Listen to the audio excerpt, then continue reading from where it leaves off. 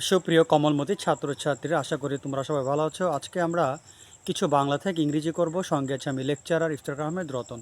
তো চলো আমরা বেশ কিছু প্রচলিত বাংলাকে ইংরেজি করি। যেমন সে রাত জাগে, এইটার ইংরেজি কী হবে? একেবারে সহজ একটা ক্যাজুয়াল ইংলিশ আছে, he is a night owl. OWL, আউল।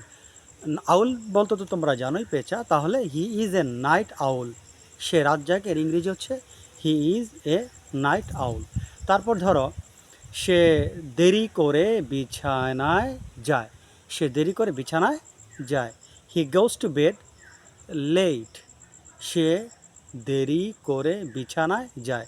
এটা তো simple present indefinite, simple present বা প্রেজেন্ট ইনডিফিনিট। এটার ইংরেজি কী হবে? He goes to bed late, সে রাত জেগে পড়ে, এটাও কিন্তু present indefinite. He studies late at night, he studies late at night, সে রাত জেগে পড়ে। He studies late at night.